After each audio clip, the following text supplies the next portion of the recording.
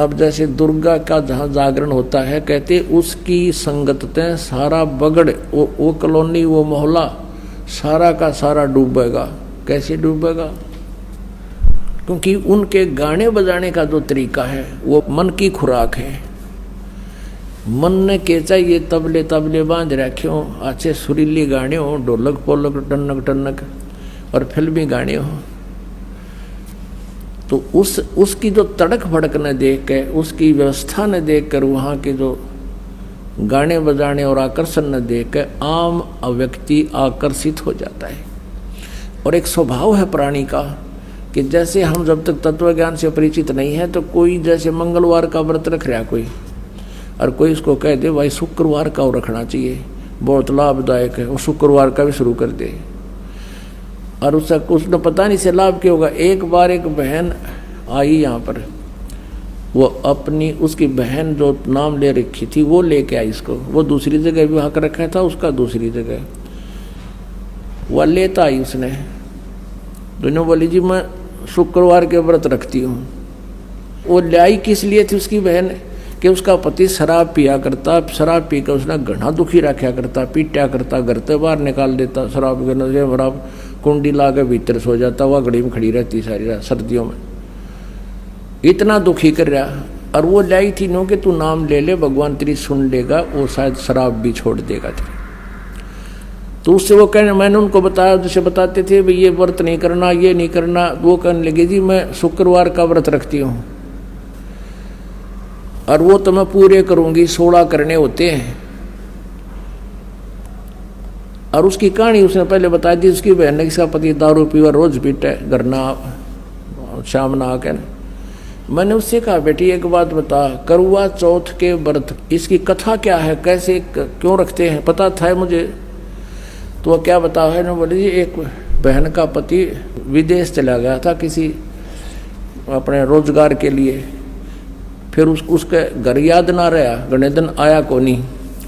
फिर उसने माता ने दर्शन दिए, इसने संतोषी माता ने, और वह ने बोली तू मेरे 16 शुक्रवार के व्रत रख ले, तेरा पति आ जाएगा। उसने शुक्रवार के व्रत रखने शुरू किए, 16 में शुक्रवार का जो व्रत था उस दिन उसका पति घर आ गया, उसने खुशी मनाई। मैं बोला नादान बेटी तू, उसका पति तो जा रहा था, आ गया बढ़िया होगी, तेरा रोज आवर घर तो दे ही तोड़े, और तो फिर भी व्रत रखे, अकल की जारी तेरी, तू तो इनो शुक्र मनाए, 2 दिन ना हो तो बढ़िया है, हिसाब व्रत ढूंढे तो इनो 2 दिन ना आवे, तब हमने नो बेरानी यो व्रत क्यों रखे हैं, या औषधि खा रहे हैं, इसका रिएक्शन है या एक्शन है। अब ये मालिक की एक वाणी है कि दुर्गा ध्यान पड़े जिस बगड़म ता संगति डूबे सब नगरम। जैसे किसी के घर पर ये दुर्गा का जागरण होना, तो पड़ोसी और भी जिसका थोड़ा सा ब्यों तो उन्होंने क्या करे, ए जी हमारा भी कर दियो तड़के, हमारा भी रख दो, हम भी एक जागरण करवाएंगे, क्यों देखा देखी हम करते ही हैं, भगवान का ज्ञान तो हमें है नहीं। और उठ के सुरीली आवाज और बड़े गाने बजाने सब तरह के अट्रैक्शन होता है। अब वहाँ क्या था, एक बार इस दास को भी अवसर मिला एक जागरण की थोड़ी सी झलक देखने का। जब नाम ले लिया था, ज्ञान हो गया था, एक भक्त हमारा, तो थोड़े से भगते उसके घर पे गया हुआ था शाम को। फिर वो थोड़ी देर पाछा उनके वो ढोलक से बाजन लगे। मैंने पूछा ये क्या हो रहा है, कि दुर्गा का जागरण होगा यहाँ पर। हम दोनों चल पड़े, पैदल आ रहे थे, तो देखा उसके साथ में टेंट ला रखे घर के आंगन में, और वहाँ दुर्गा का वो जागरण शुरू हो रहा। अब एक स्पेशल बुला रखा वहाँ जागरण करने वाला जो गायक, और उसका अलग से एक रेजिडेंस टेंट में बना रखा, गर्मियों के दिन थे। तो वहाँ शुरू कर रखे, सारे बोलो जय माता दी, अगले बोलो जय माता दी, पिछले बोलो जय माता दी। मैं नहीं सुनिया जय माता दी। वो तो एक बनो कहते मैं नहीं सुनिया, सारे जोर तो बोलो जय माता दी। अब वो न्यू करता करता सारे बोलो जय माता, वो टेंट में खिसक गया। और वो मेरा साथी ने बोला आज दिखाऊंगा आपको, इस वो टेंट हटा लिया हमने बाहर से, थोड़े से नु देखने लगे। वो पहले तो उसको देख रहे थे, वो गाने गाओ, तो फिर इधर गया, तो फिर दूसरी वो कनात के सारा के देखे के करे। उसने वहाँ पौवा निकाला एक आधा बोतल उसका शराब का दराज मत है, और वह कैंपा खोली, गिलास में दोनों डाले और गट दही करके ने बोला पी के। मैं नहीं सुनिया, इतने कड़े सुनेगा लाली गुटी, मैं नहीं सुनिया सारे बोलो तेरा के जो भैया।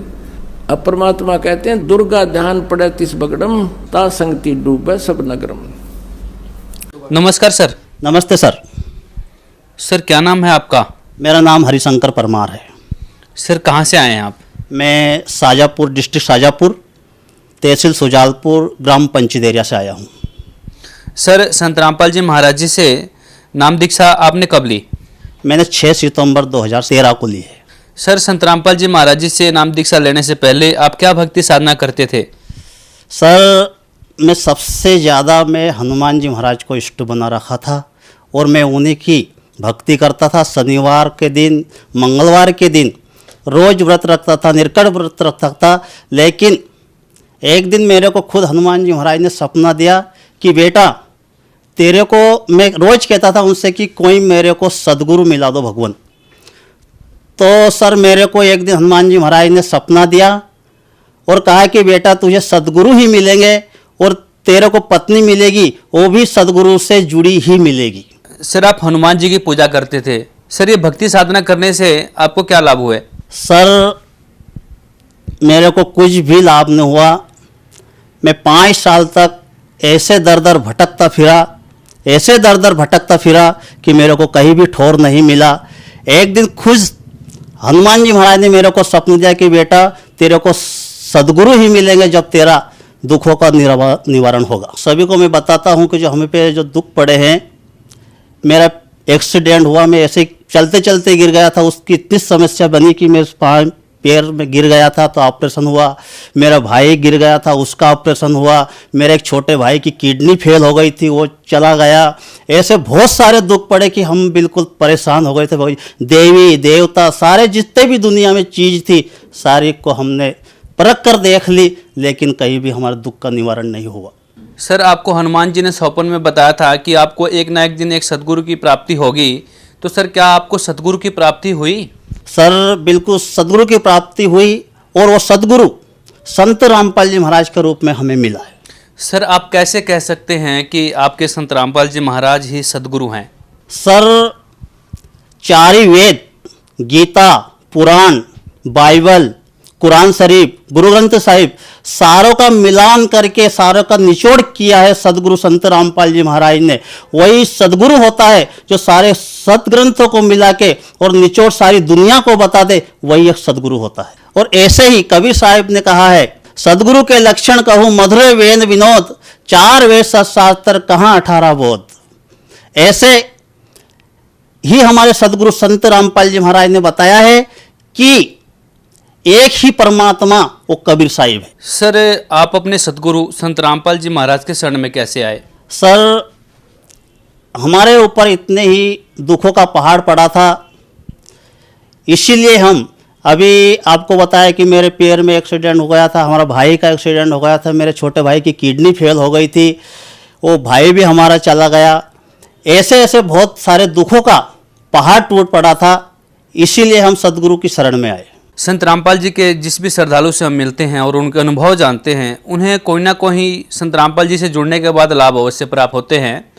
तो आप संत रामपाल जी महाराज जी से जुड़े, आपको क्या लाभ हुए सर? सर सबसे पहला तो मेरे को सदगुरु संत रामपाल जी महाराज ने जीवन दान दिया है कि मेरे को इस पैर में, रात की 1 बजे की बात है सर, कि मेरे को एक जहरीला जानवर होता है छोटा सा, उसको हम गांव में लोग मतलब गोईरा बोलते हैं, बहुत जहरीला होता है वो।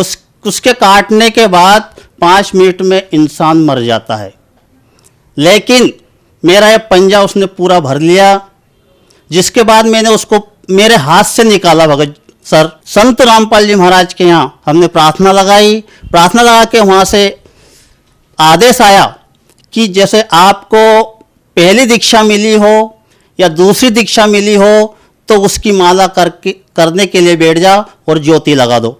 मैं ऐसा किया भगत जी। वो दिन है कि आज का दिन है, मैंने एक गोली भी नहीं खाई और 1 महीने तक उस पैर में उसके दांत के निशान मेरे पैर पर है उसके। तो सर उस जो जानवर ने मुझे काटा है उसका अच्छे डॉक्टर भी कहते हैं कि उसके काटने के बाद इंसान 5 मिनट भी जिंदा नहीं रह सकता है। लेकिन मैं सर आज मैं संत रामपाल जी महाराज की कृपा से आपके सामने खड़ा हूं।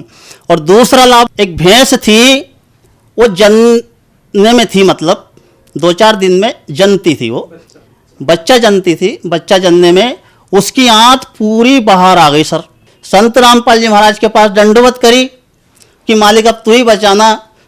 सर मैं उस घर से और जहाँ भैंस बंधी थी वहाँ से 1 मिनट का रास्ता है मात्र।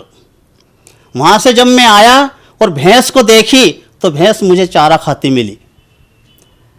भगत जी मैं क्या बताऊँ, उस परमात्मा की शरण में अगर मैं नहीं हो तो मैं बर्बाद हो जाता।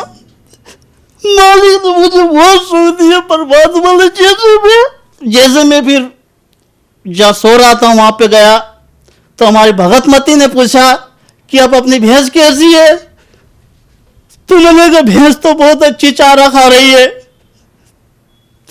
तो हमारी भगतमती ने बताया कि अभी हाथ संत रामपाल जी मेरे सामने खड़े थे और बोल रहे थे और उनके गले में जो डॉक्टर जो जांच करने का एनिमा टांगते हैं ना, ऐसे संत रामपाल जी महाराज के गले में टंगा एक छोटा सा बैग रखा। कह रहे हैं, हमारी पत्नी से कह रहे हैं कि बेटा घबरा मत, मैंने इसका इलाज कर दिया है और अब इसको कभी भी जिंदगी में ऐसा नहीं होगा। सर अब दूसरी बार वो भैंस जनी है, उसको इतने से भी कोई खरोच नहीं, अपना 4 लीटर दूध दे रही है।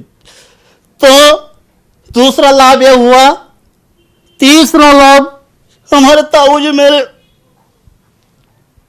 उनका हमारा ट्रैक्टर था, वो हमारे बंटवारे में उनके पास चला गया तो मुझे चिंता हो गई कि मालिक मैं कैसे इन बच्चों का पेट भरूंगा। फिर एक रोज संत रामपाल जी मेरे सपने में आए और कहा बेटा ज्योति लगा के निकल जाना। तो जब मैं ज्योति लगा, सुबह हुई, मालिक से प्रार्थना करी कि परमात्मा मैं किस ओर जाऊं, ज्योति तो लगा दी मालिक। सर आधे घंटे बाद मैं किसी को पहचानता भी नहीं हूं और मेरे पास आए कि तेरे को ट्रैक्टर चाहिए। मैंने हाँ, तो मेरे को लेकर गया और जो मैं ट्रैक्टर वाले के पास गया कि 1 लाख रुपया कम में दूंगा, 1 रुपया सैकड़ा का ब्याज लूंगा और 20 साल में पैसे दे देना, तू लीजा ट्रैक्टर। उसमें 36 लीटर डीजल भरा था और डीजल भी उसने नहीं निकाला। आज जो भी वो इंटरव्यू देखता, हमारे गांव में कोई भी देख लेना, हमारे घर पे वो ट्रैक्टर खड़ा है। चौथा लाभ, अभी 2 महीने हुए सर जी, हमारे गांव में पानी नहीं है पीने का, बहुत सूखा है। हम भी बाहर से, मैं भी ट्रैक्टर से ड्रम रख के और पानी लाता हूं। मालिक से प्रार्थना करे कि मालिक इस दास को परेशानी है परमात्मा। तो संत रामपाल जी महाराज की हमने प्रार्थना लगाई, अभी 2 महीने हुए हैं सर जी।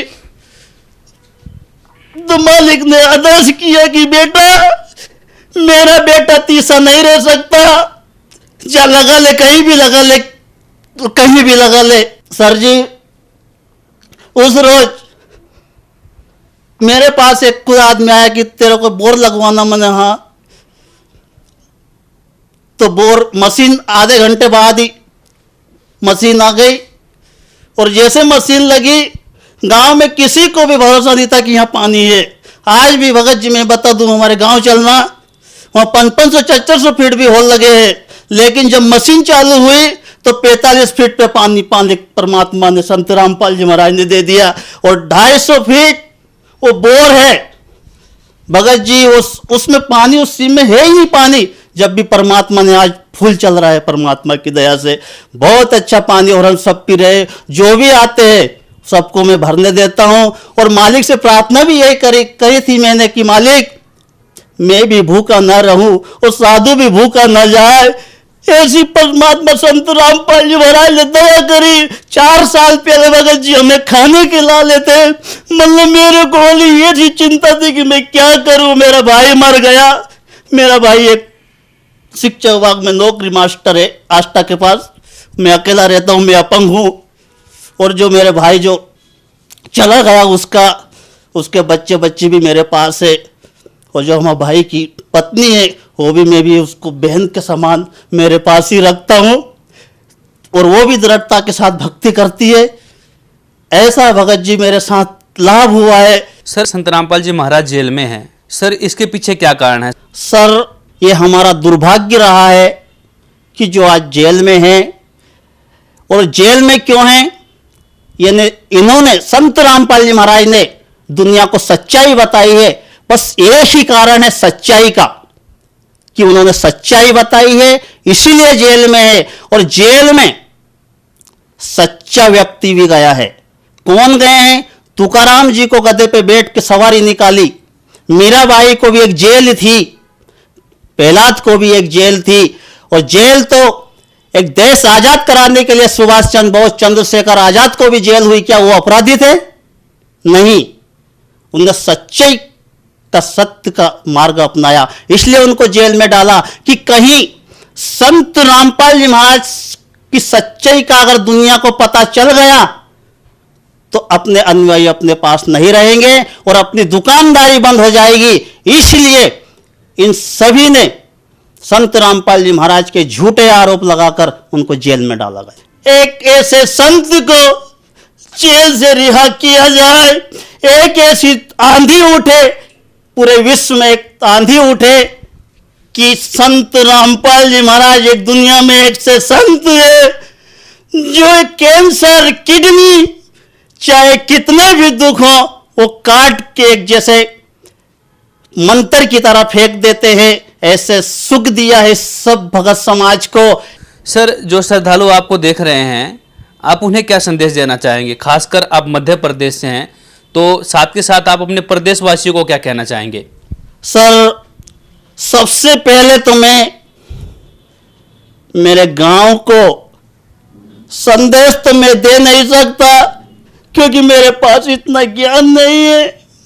ज्ञान तो मालिक दे सकता, मैं तो परमात्मा का दास होके मेरे गांव पंचदेरिया को निवेदन करता हूं, संत रामपाल जी महाराज के ज्ञान को, पहले ज्ञान को सुनो, फिर उससे जुड़ो और देखो कि क्या अच्छाई, क्या बुराई है, क्या अच्छाई है, क्या नकली है, क्या असली है, क्या सत्य है और क्या असत्य है। सभी से यही निवेदन है कि संत रामपाल जी महाराज की शरण में आओ और अपना कल्याण कराओ। बहुत बहुत धन्यवाद सर। नमस्ते सर।